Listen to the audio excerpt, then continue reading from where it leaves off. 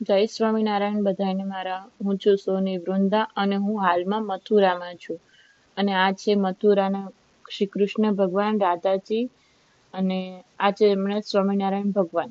અને અમે દર્શન કરીને આગળ ગયા મથુરામાં દ્વારકાધીશના મંદિરે. અહીંયા મનાઈ હતી ફોટો પાડવાની, પણ મેં તોય એક ફોટો લઈ લીધો હતો યાદગીરી માટે. અને ત્યાંથી અમે આવ્યા ત્યારે લચ્છી જોઈ, એટલે અમે બધાએ વિચાર્યું ચલો લચ્છી પીતા જઈએ. એટલે અમે બધાએ લચ્છી પીધી. લચ્છી ખૂબ જ સરસ હતી, મને તો બહુ જ ભાવી. અને પછી ત્યાંથી અમે આગળ વધ્યા, ત્યાં જોયું તો ચુંદડી મનોરથ ચાલતું હતું યમુનાજીનું, જેની પૂજા માટે બધા દ્વારકાધીશના મંદિરે જતા હતા. ચુંદડી મનોરથ ખૂબ જ સરસ હતો. અને પછી ચુંદડી મનોરથ જોઈને અમે લોકો આગળ ગયા યમુનાજીએ. અને પછી અમે બધા યમુનાજી આવ્યા અને યમુનાજીએ માથે પાણી ચડાવ્યું. અને અમે બધાએ નક્કી કર્યું કે ચલો હોડીમાં રાઉન્ડ મારીને આવીએ.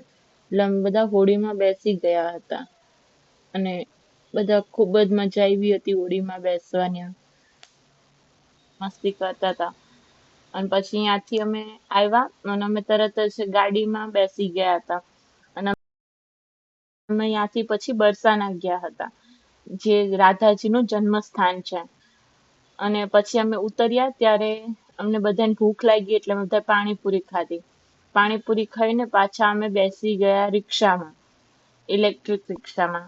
આ નજારો ખૂબ જ સરસ હતો. પછી અમે વૃંદાવન કૃષ્ણ ભગવાનના મંદિરે ગયા હતા. તે ખૂબ જ સરસ હતું. ત્યાં બહુ જ એટલે બહુ જ ગર્દી હતી. ભગવાનના બહુ મુશ્કેલથી દર્શન થયા હતા. અને આ છે તુલસીવન, જ્યાં ભગવાન પોતે રાસ રમવા આવતા હતા. અમે આ દર્શન કરવા આવ્યા હતા.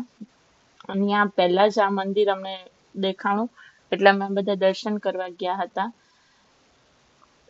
બહુ જ ખૂબ જ સરસ હતું તુલસીવન. અને પછી ત્યાંથી આગળ આવ્યા ત્યારે ખબર પડી કે ભગવાન પોતે આ જગ્યાએ રાસ રમાડતા હતા ગોપીઓને, રાધાજીને. એટલે પછી અમે બધા પણ વિચાર્યું કે ચલો એક વખત આપણે પણ અહીંયા રાસ રમી લઈએ.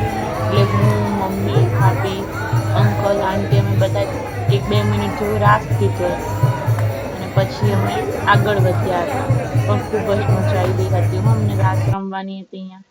પછી અહીંયા રાધાજીનું મંદિર હતું, ત્યાં અમે દર્શન કર્યા. પછી આગળ અહીંયા ખૂબ જ સરસ ધૂન ચાલતી હતી.